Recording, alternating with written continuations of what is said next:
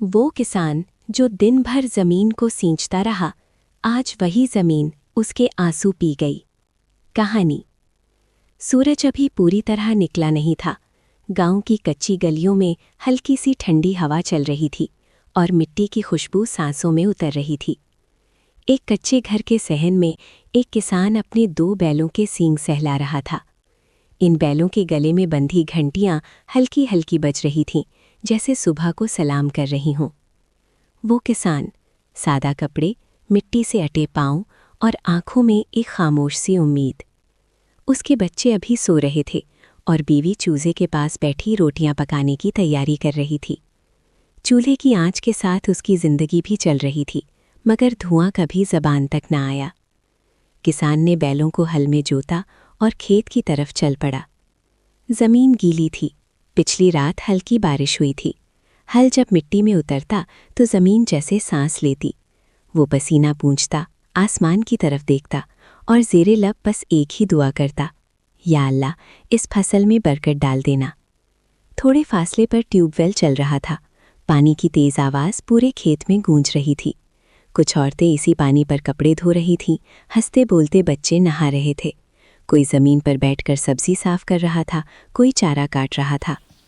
ये गांव जिंदा था, मगर खामोशी से। दोपहर को सूरज आग बरसाने लगा। किसान के हाथ कांप रहे थे, मगर उसने हल नहीं रोका, क्योंकि अगर वो रुकता तो उसके बच्चे रुक जाते। अगर वो थकता तो उनका मुस्तकबिल थक जाता।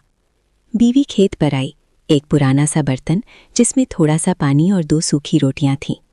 वो खामोशी से बैठी और कहा, बस यही है, आज घर में इतना ही था। किसान ने मुस्कुराकर रोटी ली। वो मुस्कुराहट गुर्बत की नहीं थी, वो सब्र की थी। शाम होने लगी, आसमान पर बादल इकट्ठे होने लगे, हवा तेज हो गई। अचानक बारिश शुरू हो गई, तेज, बहुत तेज।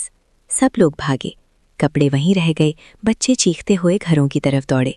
किसान वहीं खड़ा रहा। उसने आसमान की तरफ देखा और पहली बार उसकी आंखें भर आईं। या अल्लाह, बस इतनी ही बारिश रखना कि फसल बच जाए। मगर बारिश थमने का नाम नहीं ले रही थी। खेत में पानी भरने लगा, हल डूबने लगा, बैल घबरा गए। रात हो गई, बारिश ने सब कुछ बदल दिया। अगली सुबह सूरज निकला, मगर रोशनी में वो चमक नहीं थी। किसान खेत में खड़ा था, फसल लेटी हुई थी, मेहनत बिखरी पड़ी थी। वो ज़मीन पर बैठ गया, मिट्टी को हाथों में लिया और पहली बार रो पड़ा।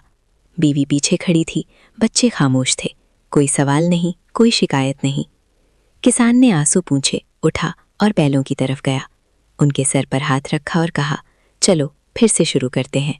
क्योंकि किसान हारना नहीं जानता। वो टूटता है मगर झुकता नहीं। आज भी वही गांव है, वही ट्यूबवेल, वही कच्ची गलियां, वही किसान। फ़र्क बस इतना है, हम उसकी मेहनत देखते हैं मगर उसका दर्द नहीं। अगर ये कहानी आपके दिल को छू गई है तो याद रखें, आपकी रोटी किसी किसान के आंसुओं से